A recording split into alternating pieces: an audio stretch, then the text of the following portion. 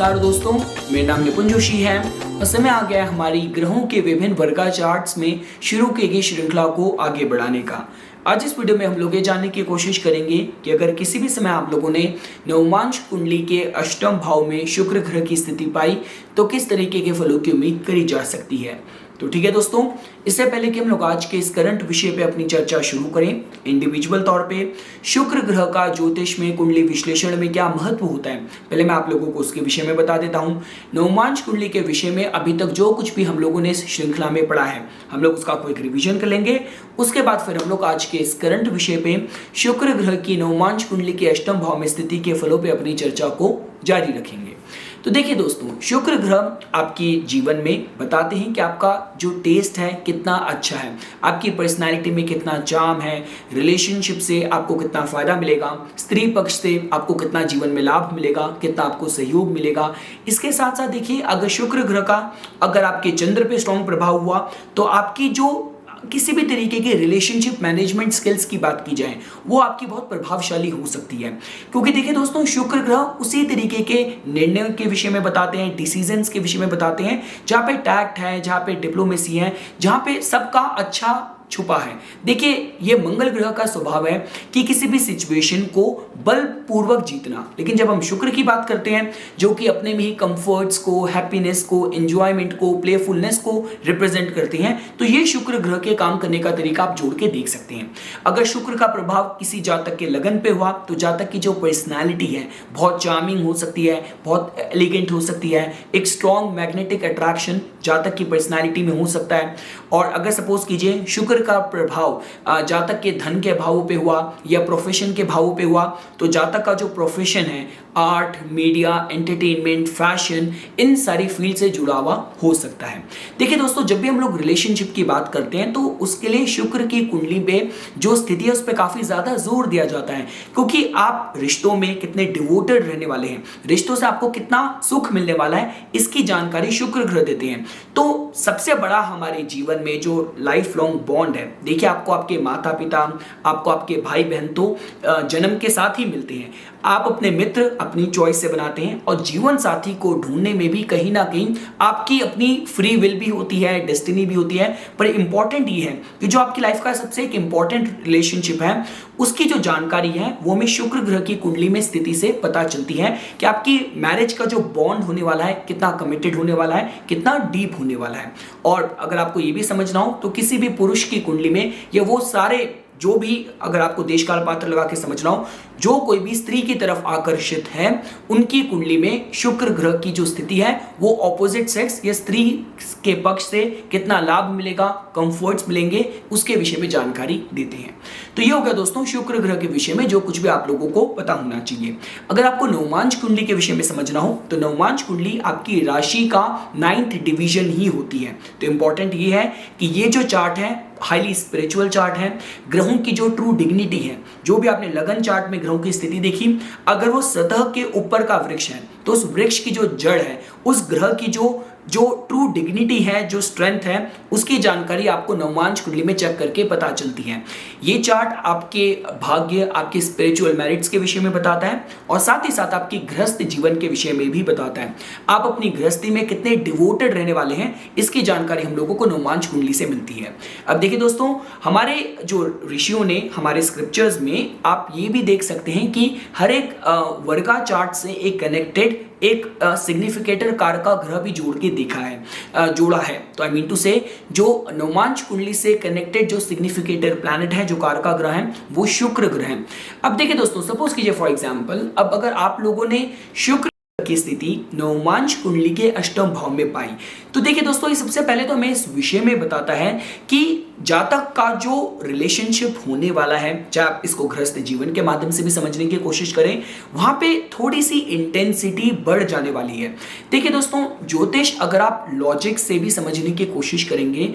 तो ये बहुत ही सिंपल साइंस है, डिवाइन साइंस है, आई मीन टू से एट द सेम टाइम कि देखिए, जो ग्रह जिस भी भाव में होता है, जो भाव होता है वो एक वातावरण, एक एनवायरनमेंट आपको प्रोवाइड करता है। अब उस एनवायरनमेंट को आप किस तरीके से परस्यू करेंगे, किस तरीके से चेस करेंगे, अप्रोच करेंगे, फिर इसकी जानकारी हम लोगों को राशि से मिलती है। तो एनवायरनमेंट सेंसुअलिटी का हो सकता है, आप उसको किस तरीके से अप्रोच करेंगे ये राशि से पता चलेगा। भाव का जो एनवायरनमेंट है वो अध्यात्म का, धर्म का, स्पिरिचुअलिटी का हो सकता है। आपकी जो उसको लेके अप्रोच होने वाली है ये फिर हमें राशि से पता चलता है। तो इंपॉर्टेंट है कि देखिए दोस्तों, जब हम लोग अष्टम भाव की बात करते हैं तो अष्टम भाव देखिए बहुत ही कॉम्प्लिकेटेड भाव है। आई मीन टू से ये भाव अगर नवमांश कुंडली के पर्सपेक्टिव से भी आपको समझना हो तो ये भाव आपका सेंसुअलिटी के विषय में भी बताता है, डीप अनस्पोकन इमोशंस के विषय में भी बताता है। जहां पे हम लोग ट्रांसफॉर्मेशन के विषय में बात करें तो ये उसके विषय में भी जानकारी देता है। Death of the relationship, transformation, उसके विषय में भी हमें यहाँ पे पता चलता है। साथ ही साथ जो भी मिस्टीरियस, जो भी सीक्रेटिव, जो भी फॉरबिडन जो चीजें हैं उसकी जानकारी भी हमें 8th हाउस से मिलती है। और शुक्र देखिए दोस्तों, आपकी नवमांश कुंडली में शुक्र की जो स्थिति है वो ये बताती है कि आपके रिलेशनशिप का जो बॉन्ड है, जो स्ट्रेंथ है, जो आपकी मैरिज के बॉन्ड का, वो कितना मजबूत होने वाला है। And at the same time आपकी गृहस्थी में जो आपका रोमांस है वो किस एरिया से आ रहा है, किस दिशा से आ रहा है, हमें इसकी जानकारी मिलती है। और साथ ही साथ जैसे मैंने आपको बताया कि आप अपने रिलेशनशिप में किस स्तर तक आप डिवोटेड हैं, कमिटेड हैं। तो देखिए दोस्तों, होने क्या वाला है कि ये जो प्लेसमेंट है ये सबसे पहले तो हमें इस विषय में बताती है कि इस नेटिव की जो रोमांस की जो डेफिनेशन है, रिलेशनशिप की जो डेफिनेशन है वो डीप होने वाली है। मतलब ये वो नेटिव नहीं होगा जो सुपरफिशियल रिलेशनशिप की तरफ अट्रैक्टेड हो, कि मतलब रिलेशनशिप ऐसा है कि आपका पार्टनर, उसकी एक अपनी 9 to 5 लाइफ है, जॉब है, अपना उसका एक फ्रेंड सर्कल है, उसकी एक अपनी पर्सनल लाइफ है, विवाह भी उसने as a for the sake of society या फैमिली के अप्रूवल के वजह से नेटिव ने विवाह कर लिया या रिलेशनशिप में है, लेकिन उसके लिए रिलेशनशिप या आपकी तरफ जो आपकी प्रायोरिटीज होनी चाहिए नेटिव की वो इतनी ज्यादा स्ट्रांग नहीं है। तो नेटिव के लिए इस तरीके के सुपरफिशियल रिलेशनशिप शायद वर्कआउट ना करें, फुलफिलिंग ना हो, क्योंकि इस प्लेसमेंट के साथ नेटिव को रिलेशनशिप ऐसा चाहिए जहां पे जो डेडिकेशन है, जो डिवोशन है, जो इंटेंसिटी है वो स्ट्रांग होनी चाहिए। देखिए दोस्तों, अब आप इस तरीके से ये भी नहीं कह सकते कि अष्टम भाव में नवमांश की अगर शुक्र ग्रह की स्थिति हुई तो उसका मतलब जो पार्टनर होगा वो उसका छुपाने का स्वभाव होगा या एक्स्ट्रा मैरिटल अफेयर होंगे। देखिए, अब यहाँ पे हमें देखना होता है कि पहली चीज तो ओवरऑल जो कुंडली है, नवमांश कुंडली है, वो जातक की गृहस्थी की जो दिशा है वो हमें किस तरफ बता रही है। अब सपोज कीजिए फॉर एग्जांपल आपके नवमांश में ही जो आपके वर्गेश हैं, फर्स्ट हाउस के जो लॉर्ड हैं, वो अगर वेल प्लेस्ड हुए, 9th हाउस में बैठे हुए, 5th हाउस में बैठे हुए, 4th हाउस में उनकी स्थिति हुई, बृहस्पति ग्रह का पॉजिटिव वहां पे इन्फ्लुएंस हुआ, दृष्टि हुई या बृहस्पति ग्रह कंजंक्ट हुए, तो इससे हमें पता चलता है कि गृहस्थी की जो पूरी थीम है वो ही प्रोटेक्टेड है। तो ये देखिए दोस्तों, तब फिर ये जो अष्टम भाव में शुक्र की स्थिति के जो नेगेटिव इंडिकेशंस हो सकते थे वो थोड़े से कम हो जाने वाले हैं। लेकिन देखिए, एक बात तो पक्की है कि अष्टम भाव में नवमांश के शुक्र ग्रह की जो स्थिति है, जातक की जो पर्सनैलिटी है थोड़ी इंटेंस बनाएगी और native will definitely get attracted towards, native का जो अट्रैक्शन है थोड़ा सा उस तरफ जा सकता है, उस तरीके के रिलेशनशिप की तरफ जा सकता है कि जहां पे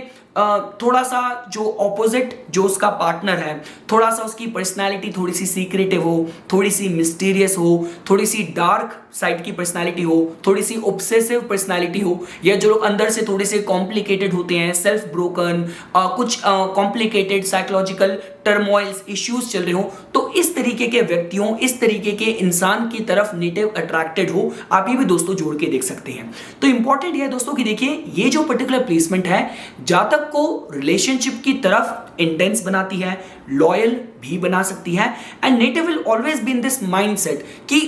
कुछ ना कुछ उधेड़ बुन करके, कुछ ना कुछ फिगर आउट करके हमेशा पता करने की कोशिश करते रहे कि जो मेरा पार्टनर है रिलेशनशिप में मेरे साथ, उसके जीवन में क्या चल रहा है, उसके जो सीक्रेट्स हैं, उसकी जो पर्सनल लाइफ है, उसके जो डीप डार्क सीक्रेट्स हैं, जो उसके डीमंस हैं, किस तरीके से मैं पता करूं, किस तरीके से मैं एक्सप्लोर करूं। तो इस तरीके का माइंडसेट रिलेशनशिप की तरफ भी हो सकता है। और जैसे कि दोस्तों मैंने आप लोगों को बताया, ये जो देखिए पर्टिकुलर प्लेसमेंट है, अष्टम भाव बहुत ही ट्रांसेंडेंटल भाव है। आई मीन टू से, अगर यहाँ पे आके सपोज कीजिए, अगर आपने फॉर एग्जाम्पल अगर यहाँ पे नक्षत्र का इन्वॉल्वमेंट, बृहस्पति ग्रह की प्रेजेंस और ओवरऑल अगर कुंडली का जो डायरेक्शन है वो अगर पॉजिटिव, स्पिरिचुअल, इजोट्रिक अगर इंडिकेटिव हुई तो फिर दोस्तों ऐसा भी हो सकता है कि जातक का सोल लेवल का कनेक्शन हो, जातक का बहुत ही फिलोसफिकल कहते हैं अटैचमेंट और बहुत ही फिलोसफिकल लेवल पे, जहां पे आप आर्ट की बात करें, लिटरेचर की बात करें, क्रिएटिविटी की बात करें। देखिए मैंने ऐसे भी लोग देखे हैं रिलेशनशिप में, they are so much madly and romantically in love with their partner कि जो उनके लिए कविताएं लिखते हैं, उनकी जो भी इंपॉर्टेंट मैरिज के, रिलेशनशिप के जो डेज हैं, ओकेजन्स हैं, उसको बहुत ही ग्लैमरसली, बहुत ही क्रिएटिवली उनको मैनिफेस्ट करते हैं, अपनी भावनाओं को, अपनी इमोशंस को। तो कुछ इस तरीके का philosophical, emotional, romantic, deeply committed आप जातक की अप्रोच, जातक का एटीट्यूड देख सकते हैं। देखिए दोस्तों, यहाँ पे अगर किसी भी तरीके से अगर राहु की प्रेजेंस हुई तब ये ऐसा हो सकता है कि जातक थोड़ा सा जो फॉरबिडन जो एलिमेंट्स होते हैं उस तरफ जातक को थोड़ा सा प्रेरित कर सकता है। जातक की जो रिलेशनशिप की डेफिनेशन है, जातक के जो प्यार का मैनिफेस्टेशन है, थोड़ा सा टैबू, थोड़ा सा फॉरबिडन इस तरीके से मैनिफेस्ट अपने को कर सकता है। ये दोस्तों इसकी एक तमासिक साइड की तरह दोस्तों आप लोग जोड़ के देख सकते हैं। लेकिन before coming to any conclusion आपको ओवरऑल कुंडली में ग्रहों की स्थिति का असेसमेंट करने की जरूरत है। तो देखिए दोस्तों, एट द एंड अगर मेरे को इस प्लेसमेंट के जो इंडिकेटिव रिजल्ट्स अगर आप लोगों के लिए समराइज करने हो तो मैं ये कह के करूंगा कि नवमांश कुंडली आपकी गृहस्थी के विषय में बताती है। शुक्र ग्रह की स्थिति नवमांश कुंडली में on a very deeply spiritual esoteric level बताती है कि आपके जो रिलेशनशिप की जो फुलफिलमेंट है, रिलेशनशिप में जो लव की जो दिशा है, जो डायरेक्शन है, वो कहां से, किस एरिया से आ रही है। अगर वो एरिया 8th हाउस है तो इसका मतलब यहाँ पे इंटेंस इमोशंस इन्वॉल्व होने वाले हैं, यहाँ पे ट्रांसफॉर्मेशन भी इन्वॉल्व हो सकती है, लॉयल्टी के कंसर्न्स रहेंगे, एक दूसरे पे कुछ एक्सप्लोर करना, स्पाई करना, हमेशा कुछ ना कुछ चीजें पता करने का एटीट्यूड रहना, ये इस तरफ भी संकेत कर सकता है। ये जो कॉम्बिनेशन है अष्टम भाव में शुक्र ग्रह की स्थिति सात्विक स्तर पे बहुत ही सोल लेवल का कनेक्शन आपको दे सकता है, जहां पे ऐसा भी हो सकता है कि जातक का, देखिए जो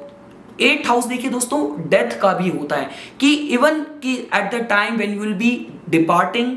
फ्रॉम दिस वर्ल्ड, आपका जो जीवन साथी है वो आपके साथ है, उसने आपका हाथ पकड़ा हुआ है, बहुत ही ब्यूटीफुल, बहुत ही नर्चरिंग एनवायरनमेंट में, जहां पे आपके आसपास आपके नियर एंड डियर सारे लोग हैं, सबको खुश देखते हुए you are departing from this world. ये इसकी एक सात्विक साइड हो सकती है, बहुत ही ट्रांसेंडेंटल सोल लेवल का कनेक्शन अपने जीवन साथी के साथ। अगर आपको इसकी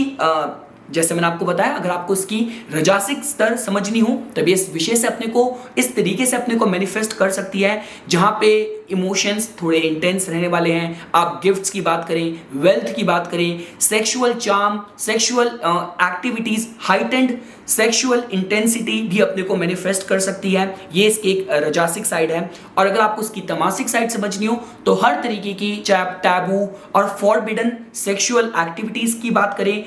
थॉट प्रोसेस की बात करें रिलेशनशिप में, ये कुछ उस तरफ भी दोस्तों संकेत कर सकती है। पर इंपॉर्टेंट यही है कि इस पर्टिकुलर प्लेसमेंट के साथ जो रिलेशनशिप होने वाला है दोस्तों बहुत ज्यादा इंटेंस और कमिटेड, लॉयल भी हो सकता है।